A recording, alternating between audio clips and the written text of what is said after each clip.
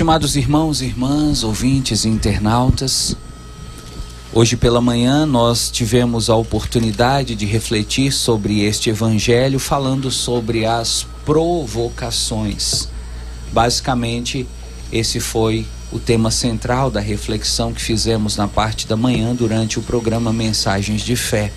Agora, na parte da noite, sem menosprezar a importância do evangelho, eu quero conversar com você sobre a primeira leitura, retirada da carta de Paulo aos Romanos, capítulo 3, porque essa primeira leitura traz um tema que nós jamais poderíamos deixar de lado na nossa reflexão, na nossa compreensão. Um tema muito espinhento, um tema que foi já motivo de muita briga, de muita discórdia entre católicos e evangélicos, entre protestantes. Esse tema a respeito do qual pouco se ouve falar dentro da Igreja Católica é o tema que hoje eu quero conversar com você, até mesmo para ajudar você a melhorar um pouco o seu conhecimento sobre a teologia, a aprofundar um pouco mais na sua vivência cristã, fazer um momento catequético dentro dessa homilia. Primeira leitura então, caso você queira depois procurar esse texto na sua Bíblia, na sua liturgia, para marcar, estudar com seu grupo de estudos, estudar talvez no seu grupo de oração, no seu grupo de jovens, Romanos 3, 21 a 30. Nessa carta de Paulo aos Romanos, ele vai falar sobre um assunto que nós consideramos muito importante e ao mesmo tempo um assunto muito polêmico. Esse assunto, Paulo escreveu no versículo 28 do capítulo 3 da carta aos Romanos. Romanos 3, 28. Olha o que Paulo diz. Com efeito, julgamos que o homem é justificado pela fé, sem a prática da lei judaica. Esse, portanto, é o assunto a respeito do qual nós vamos nos ocupar. Justificação. Uma pergunta que eu poderia fazer para você, a título mesmo de introdução, é: você sabe o que é justificação? Você já ouviu pelo menos essa palavra alguma vez na sua vida? Eu tenho para mim, sabe, Dona Maria, sabe, seu Zé, que se nós saíssemos pelas ruas perguntando apenas para os católicos: ei, católico, ei, você que está aí no ponto de ônibus, ei, você que está dentro do seu carro, ei, você que está passando agora pela rua, vem cá, deixa eu te perguntar uma coisa. Você é católico? As pessoas vão dizer: sim, sou católico. Então me responda uma coisa, como católico, o que é justificação? Eu tenho para mim que a grande maioria das pessoas, dos católicos, ou não saberiam responder, ou talvez responderiam errado. E de fato, uma parte dessa culpa se deve à má formação dos católicos. Nós católicos temos uma formação catequética, bíblica, teológica muito precária. Você encontra pessoas com mais de 60 anos, 70 anos, que não entendem as coisas mais elementares da fé. Mas você encontra jovens, adolescentes, pessoas que estão fazendo catequese, que também não entendem muito do que é falado. Aliás, deixa eu te falar uma coisa, só para você não assustar.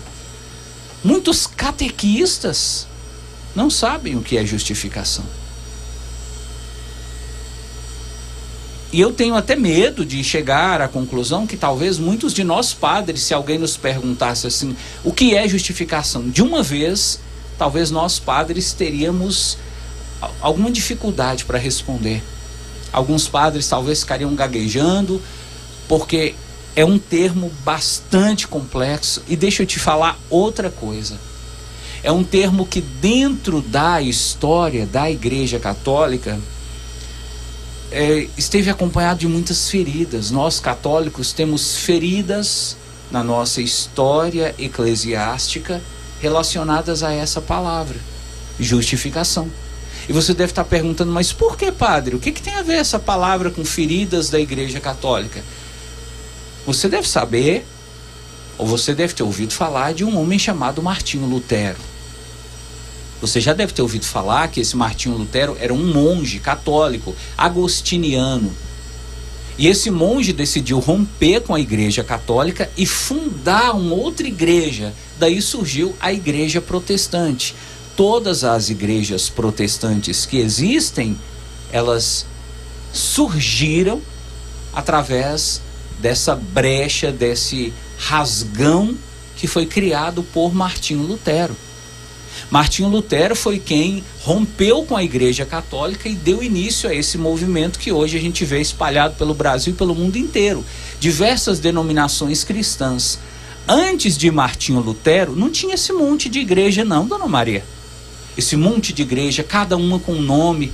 Esses dias eu estava falando lá em Glaucilândia, inclusive Tamir estava até lá, com o namorado dela, Ulisses, falando de uma igreja que tem no Brasil, uma igreja até muito conhecida, assim, no meio dos jovens, das capitais. Sabe como é que chama a igreja? Igreja Bola de Neve. Olha o nome que foi dado para essa igreja. Igreja Bola de Neve, uma igreja famosa no Rio de Janeiro, uma igreja protestante evangélica. E essa igreja faz parte desse movimento que surgiu com Martinho Lutero, que rompeu com a igreja.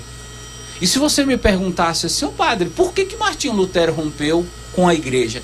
Por diversos motivos. Um deles, a justificação. A justificação, esse termo, foi o responsável, um dos responsáveis para que Martinho Lutero saísse da igreja. Então você perceba como é que tocar nesse assunto é para nós católicos até um pouco doloroso, porque nos faz lembrar, nos remete a essa divisão que começou no cristianismo.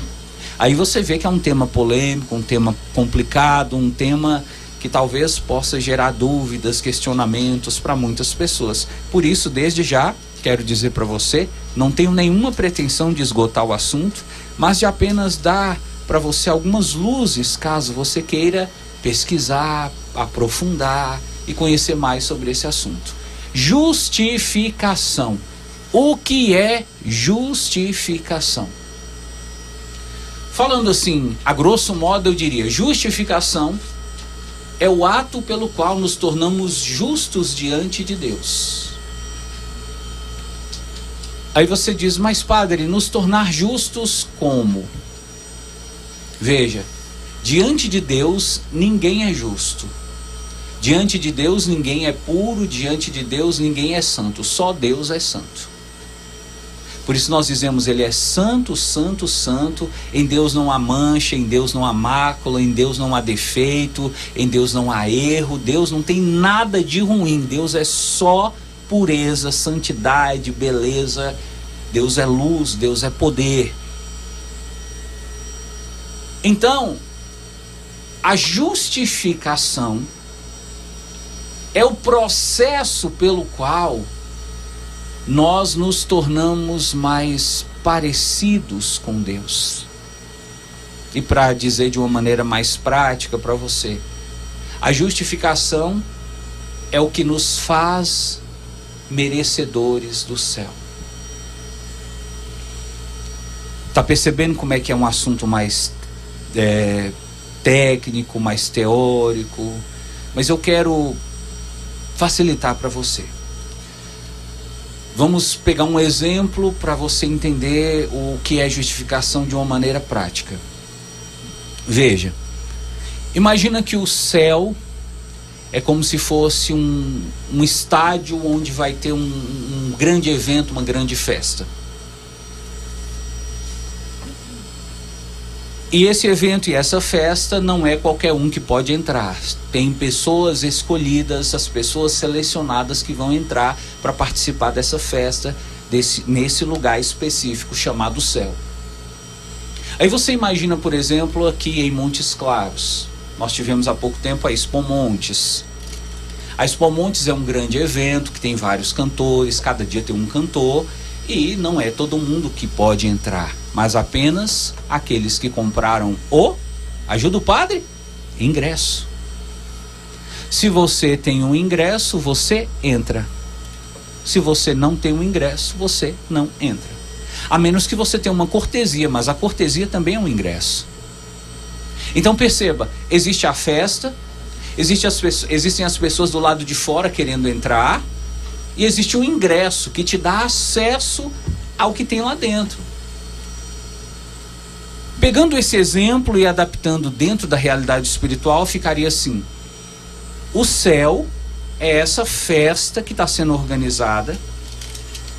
As pessoas que estão lá fora são todos nós que estamos aqui no mundo, e existe um ingresso através do qual você vai ter acesso a essa festa. Sabe qual o nome do ingresso que nos dá acesso à festa de Deus? Justificação. A justificação é um ingresso que nos habilita a participar do reino de Deus. A justificação é a garantia, o certificado que nós podemos ter de que nós somos não só convidados, mas nós fomos escolhidos para entrar no céu. E aí, nessa carta aos Romanos, Paulo começa a fazer alguns questionamentos interessantes e polêmicos. Se a justificação é um ingresso, quem é que ganha esse ingresso? Porque veja, esse ingresso não é dado para todo mundo. Não pense você que todo mundo vai ganhar o ingresso para participar da grande festa de Deus, que não vai. É como você achar que vai ter um grande show na Expo Montes e que todo mundo que quiser vai poder ir. Não vai. Se você não comprar o ingresso, você não vai no show. Mas a grande questão é, se o céu é uma grande festa e tem um ingresso para entrar lá, quem é que ganha esse ingresso? Como é que eu posso ganhar esse ingresso?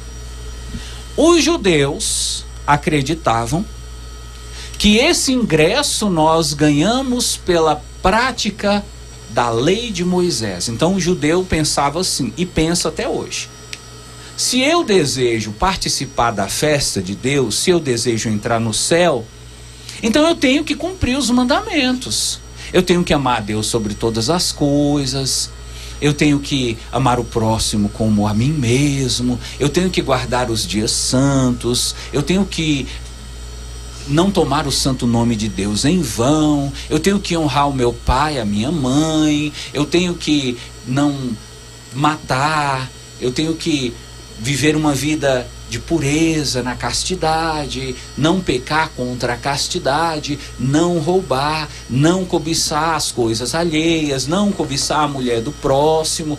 Todas essas coisas os judeus consideram que são o critério para ganhar o ingresso. Então o judeu dizia assim: você quer ir na Expo Montes? Quer? Você quer ir no show que vai ter? Quer? Então você, para ganhar o ingresso, tem que cumprir os mandamentos. Quem cumprir os mandamentos vai ganhar o ingresso. Quem não cumprir, não vai no show. E os judeus começaram a pregar isso. A entrada no céu se dá mediante o cumprimento da lei.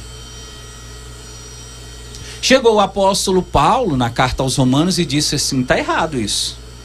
Está errado. O ingresso para entrar no céu não é o cumprimento da lei, mas a fé. E aí Paulo criou essa frase que foi considerada quase que o lema de Martinho Lutero: nós somos justificados pela fé. Então Paulo dizia assim: você só entrará no céu se você tiver a fé. Você só ganhará o ingresso, que é a justificação, se você tiver fé. O justo viverá pela fé. Portanto, quem não tem fé está fora do reino de Deus. Martinho Lutero pegou essa frase E com essa frase, Martinho Lutero saiu quebrando as paredes da Igreja Católica, dizendo: ei, igreja, olha só, eu descobri na Bíblia que para eu ser salvo, eu não preciso de você, igreja. Eu preciso apenas ter fé.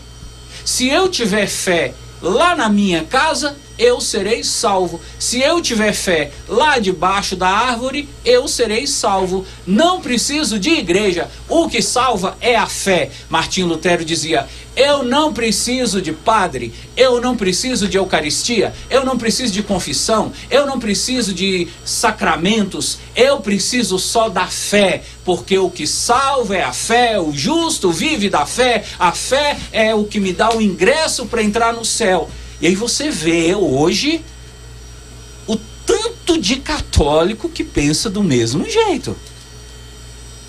O tanto de católico que, seduzidos por Martinho Lutero, também acham que para ser salvo precisa só da fé. Martinho Lutero, quando ele veio com essa conversa, Dona Maria, mas ele causou um rebuliço na igreja, ele causou uma confusão tão grande, e muitas pessoas começaram a acreditar nele, muitas pessoas começaram a falar: então não precisa ir na missa, ué, basta rezar em casa, basta ter fé, então não precisa nem fazer caridade, basta ter fé, rezar todo dia, basta acreditar em Deus que eu serei salvo, porque se é a fé que me dá o ingresso, se eu tenho fé, então eu já estou com o ingresso, não preciso de mais nada, não preciso ser dizimista, não preciso de ir na igreja, não preciso de ajudar em pastoral, não preciso de nada, só fé, a fé. Martinho Lutero criou uma frase que em latim se diz: sola fidei, só a fé. E se você for conversar com os protestantes, você vai ver que para eles só a fé basta. Não tem negócio de missa, de eucaristia, de confissão, de unção dos enfermos, só a fé. Eles importam assim: você tem fé, tá bom demais. Você não pode ir na igreja, não tem problema, tenha fé que você será salvo. A Igreja Católica, chocada e bombardeada pelas ideias de Martinho Lutero, disse assim: nós temos que fazer uma reunião. Nós temos que sentar para conversar sobre isso, porque Martinho Lutero disse que está na Bíblia, e está na Bíblia. Paulo falou: o justo viverá pela fé. Então nós temos que saber se quem é que está com a razão, se é Martinho Lutero ou se é a igreja. E aí a igreja fez uma grande reunião chamada Concílio de Trento e chegou à seguinte conclusão: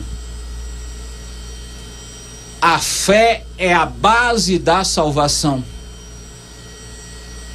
Mas para ser salvos, não basta só a fé. Aí você diz: nossa, padre, como que o senhor fala isso? Não sou eu, é a igreja que fala. Não basta só a fé, não basta só acreditar. Aí você diz: ah, mas isso que Martinho Lutero falou estava na Bíblia. Isso que o senhor está falando não está na Bíblia.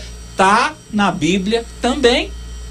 Pegue a carta de Tiago e veja Tiago dizendo assim: ó, a fé sem obras é morta. Você pode ter muita fé, mas se você tiver só fé, ela é morta. E uma fé morta, ela não serve como ingresso para você entrar no céu. Tá percebendo como é que esse assunto é pauleira, Dona Maria? Tá percebendo como é que esse assunto é punk? Mas nós precisamos conversar sobre isso, porque veja, em muitas igrejas, em muitas dioceses, muitos padres já não falam sobre isso, mas aqui na Missa para as Famílias eu preciso cumprir com a minha missão de padre, de ensinar para você. Nós católicos cremos que a fé é a base da nossa salvação, mas que para sermos salvos, para sermos justificados, nós precisamos de ter a fé e ter as obras. Ô padre, o que seriam as obras? As obras são as coisas que a minha fé me leva a fazer. Porque veja, é muito fácil eu falar: eu tenho fé, eu vou ser salvo. Eu não ajudo ninguém, minha família precisa de mim, eu não faço nada. Os meus vizinhos estão morrendo aqui do meu lado, precisando de um remédio, precisando de um conselho, eu não dou confiança para ninguém. Como eu vou ser salvo assim? A nossa igreja, a Igreja Católica, diz que para sermos salvos, nós precisamos de ter fé, mas nós precisamos de ter obras. E o que são as obras? A caridade, a ajuda ao próximo, o bem que eu faço. Nós católicos acreditamos que não basta apenas rezar, é preciso praticar, é preciso unir a fé e a ação. Oração é isso, é orar em ação, orar e agir. É assim que nós cremos, é assim que nós professamos, e por isso eu quero convidar você, quando você encontrar um católico falando isso, basta ter fé que vai ser salvo, eu só preciso de fé, não preciso de ir na igreja não. Você levanta o dedo e diga, alto lá, quem disse isso foi Martinho Lutero, protestante. Você não é protestante, você não é católico, e nós não acreditamos assim.